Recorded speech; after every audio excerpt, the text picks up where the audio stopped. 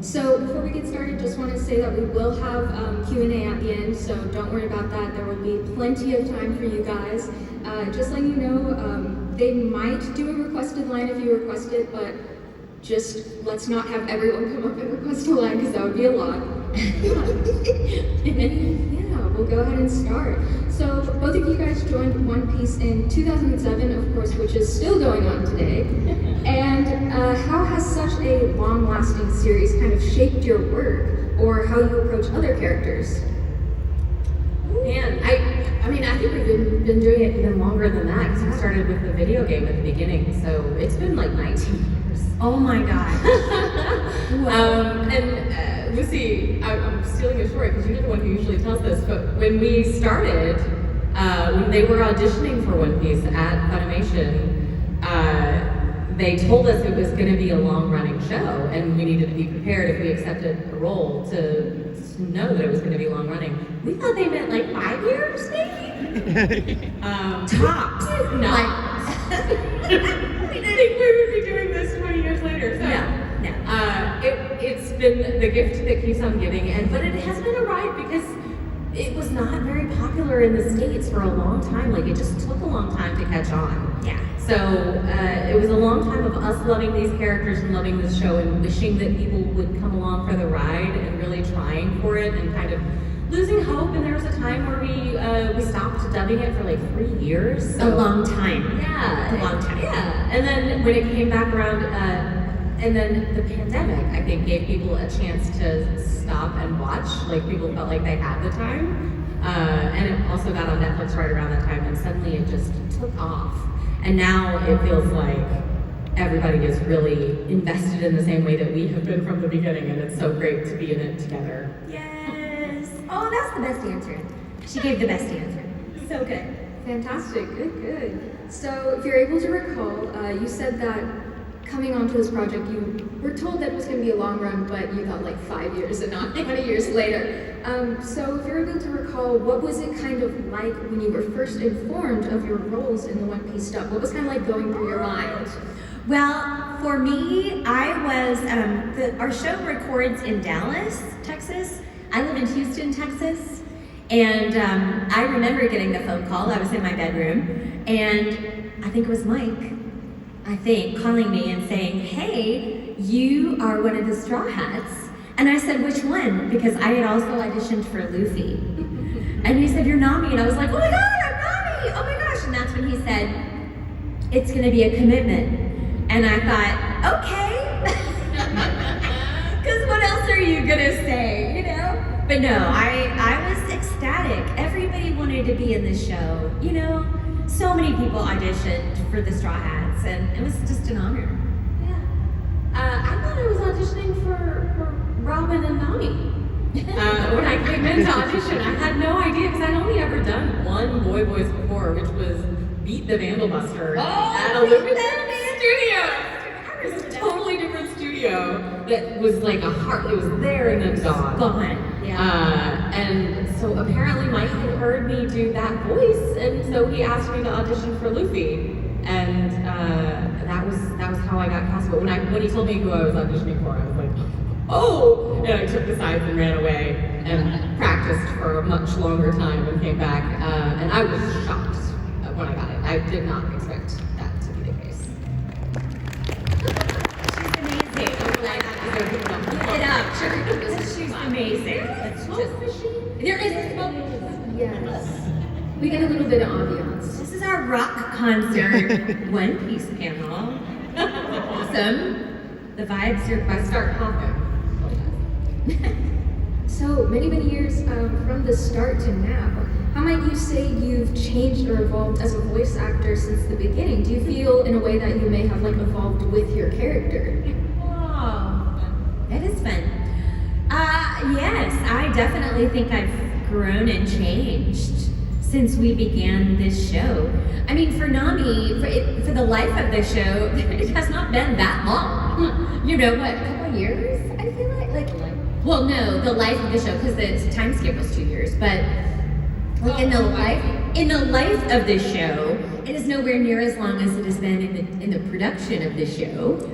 So you're always conscious of, I am always conscious of being like, these are still young,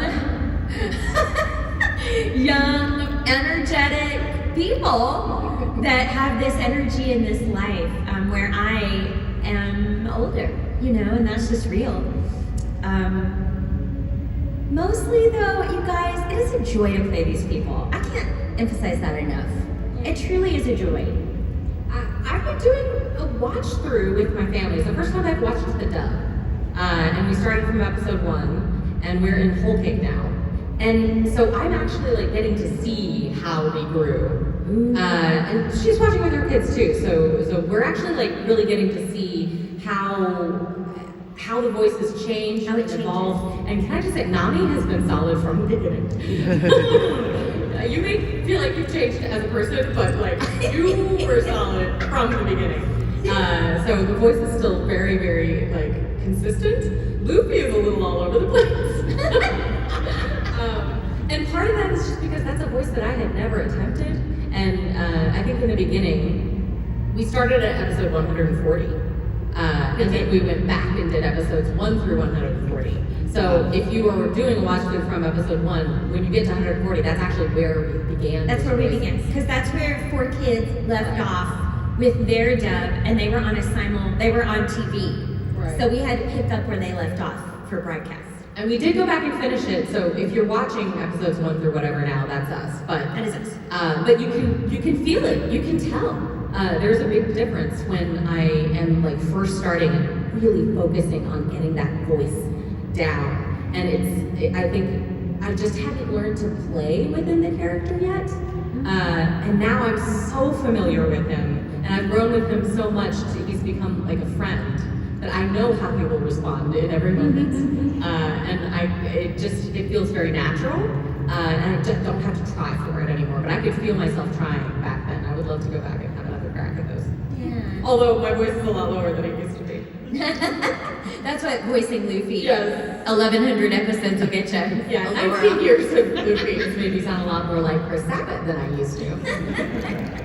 It happens. You mentioned that you both are doing a watch through of One Piece with your family. What's it kind of like sharing, I guess, experiencing your work in its full with your family? It's so much fun. It's so fun. It's really great. I love watching their responses, because I'm watching with my husband too, who does not watch anime. He started out not watching it with us. It was my son and I watching, and then like my husband would gradually like inch into the kitchen, and he's watching from the other room, and now he's kind of watching from this room but not sitting down. And now he's sitting down, and now we're not allowed to move forward without him. And so, like, watching them, the greatest high in my life is when they laugh at something that I say. If Luffy does something that makes them crack up, that's it. That's peak.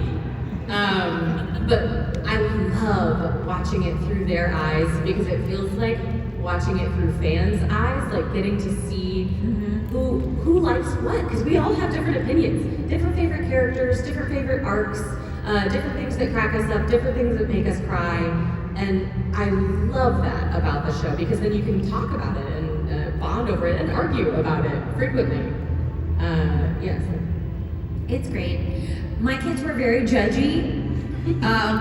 In the beginning, I mean, they were like, why is Nami such a bad friend? And I said, she's got reasons, but it's been really fun. It's great. It's great to see them be affected by the performance of my friends. Well, and you, because when you got to Arlong Park. Yeah, when we got to, that's the hook, right? That's where Nami and everything sort of gets you. Because as much as they were like, Nami is kind of awful, as soon as she is there in the street with the knife and raising it, both of my kids were like, no. And I was like, I gotcha. I mean, I love that. I get you. It's a blast. And we're still early days. Like, we're only in Water 7. We're approaching Enies Lobby.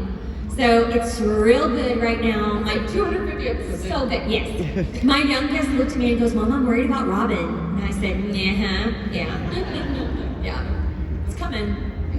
All right, this will be one of my last questions before we switch over to Q&A, so if you want to go ahead and start lining up for that, we can totally do that. But describe a moment kind of during your career, whether it be working on One Piece or another role that you still carry to this day. What's our first A moment during your career, whether it be working on One Piece or a different role that you still carry to this day. There's a lot of them. There's a lot of them. Describe more than one. I remember so clearly recording Wolf Children while I was pregnant. I was super pregnant, and she's there like crying after her children, and like screaming for her little boy. And and I was recording One Piece at the time too. Poor Joel McDonald was terrified. He was my director, and I was heavily pregnant, and he was terrified I was going to give birth in the studio. So I would scream and scream and scream, and then like rock and go, "It's okay, we're not bad, everything's fine. Please don't feel endorphins." So I remember that really clearly. I have very distinct memories of laughing with Mike McFarlane to the point of tears while recording the early days of One Piece. Yeah. Oh, and going to New York City, we did a One Piece takeover of Times Square. So in Times Square, all of the big marquee, All of it. light up billboards, Yeah. whatever they're called, jumbotrons, that was all One Piece in the entire Times Square, and there were fans there, and there was a band playing music from One Piece. It was and unreal. It was magical, and we got to like have this moment where all of us like we're there. It was so fun. Sabbath was like, I didn't realize that, but at one of the last panels he goes, I was in a cab, lost, and everybody else was at the square. He's not in our pictures. The world is lost. So that tracks. That's fun. Oh, yeah, that was a wonderful moment. That was great. Most recently, it's a One Piece panel, but I will say, My Hero Season 7, like, I was on the floor for Ochako and Toga. Like, on the floor. Could not handle it, and it affected me so much, I went home and ordered my Ochako costume, and I was her for Halloween. She was precious. I did it. It's on my Instagram if you want to see the picture. Oh my gosh, so cute. It was so fun. Yeah. Yeah, we have a mic for Q&A. Do we have a mic? Hello. Is there a microphone? No. You can yell. Bless. Project. So you guys are talking about how your characters really feel like a part of you or like a close friend. Did you watch the live action? And if so, were there any moments that made you feel like, oh my God, that's perfectly in character, or was there actually anything that you felt like was out of character, or did it shock you? Interesting. That's an interesting question. Totally, yeah. I felt like he was very much the character. I think that's why he was cast in the live action. Like Oda cast him. I mean, he knows Luffy. He created Luffy, so he completely embodies the spirit, I think, of who Luffy is. I don't know if as a person I haven't met him, but it for sure on camera. There were no disjointed moments where I felt like he was out of it. And just that innocent, always ready, very present in the moment response to everything felt right on track. Yeah, I thought Nami was great. She killed it. I thought she killed it.